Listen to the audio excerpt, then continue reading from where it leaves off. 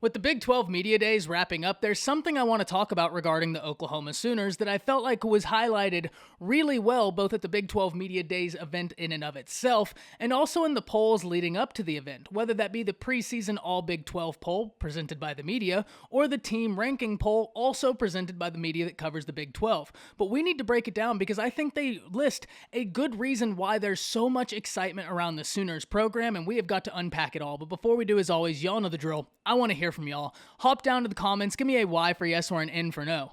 And with the end of the Big 12 Media Days, this signals college football nearing, so are you excited that college football is seemingly just around the corner? And let me know what you were also impressed by with the Big 12 Media Days. What are you looking forward to? Can't wait to hear from y'all, and if you're new to the channel, be sure to subscribe, hit that bell notification. I do constant college football content, and you don't want to miss any of it, and I would love to have you along for this journey. And if you enjoyed that content, be sure to like and comment down below. Those interactions are massive to content creators such as myself. But with all of that being said, let's break all of this down because I feel like not only in the polls leading up to the Big 12 Media Day, but also in the Big 12 Media Day in and of itself, there were multiple reasons lined up and presented that highlight why so many people are excited for the Oklahoma Sooners in 2021.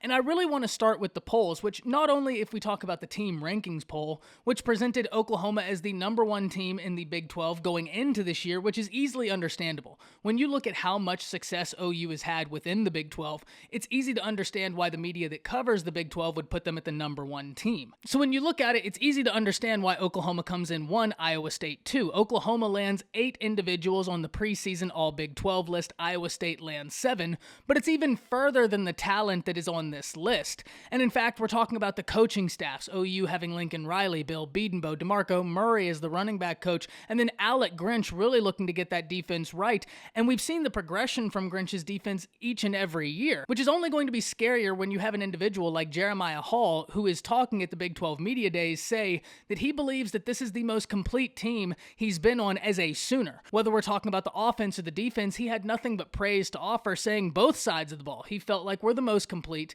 in his tenure as an Oklahoma Sooner, which has to be music to the Sooners' ears. But specifically, as impressive as it is landing 8 guys on this list, let's first and foremost talk about who the 8 are that landed on this list. Not only did you land your place kicker, but you landed quarterback Spencer Rattler, wide receiver Marvin Mims, fullback Jeremiah Hall, Marquise Hayes, offensive lineman, Wanye Morris, offensive lineman, and then on the defensive side of the ball, 2 defensive linemen, and both Isaiah Thomas and Perion Winfrey, and then linebacker Nick Benito. 8 individuals coming onto the preseason All-Big 12 list.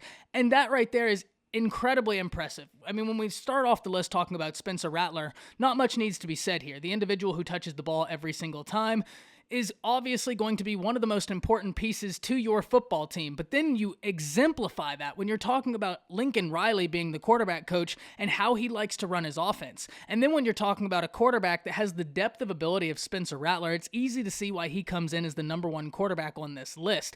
He has a real big season ahead of him. A lot of people are going to be looking for him to be the #1 quarterback off the board next draft, and it's up to him to go prove it. But the thing that's going to help him go out there and prove it is looking down this list and seeing that you have a wide receiver that's been pegged on this list. You have 2 offensive linemen that have been pegged on this list. You have a fullback that's been on this list, who not only is the fullback being on this list big, but also his leadership. I mean, my goodness me, listening to Jeremiah Hall talk at the Big 12 Media Days was really awesome because it's awesome to see how serious he is about not only this team, but the opportunity in front of them. He is incredibly cognizant about how talented this Sooners team is, the expectations they have, and the expectations they should have based on how talented they are. And he's been talking about trying to keep everybody in that mindset of accountability, which is exactly what you need on your team. He talked about having to talk to the offensive line about how that was such a key position group going forward to 2021, especially with the loss of a center. He talked about guys like Wanye Morris looking to step up in the fall time. So when you talk about this list and you already have 8 guys on it, including your quarterback, that's already a really good indication of why people think you should be so successful. But to me, that's only half of the equation, because then we look at who the media pegged as the Big 12 newcomer of the year, and that was Eric Gray, running back transfer from Tennessee.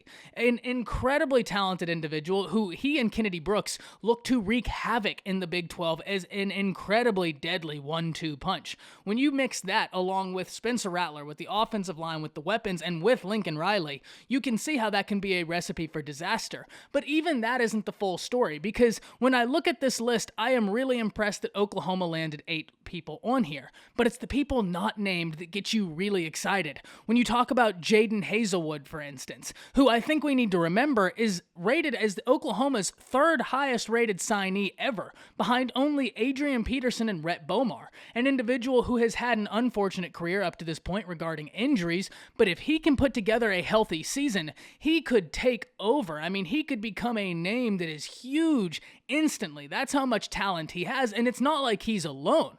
I mean, we talked about Marvin Mims making the list. Jaden Hazelwood didn't.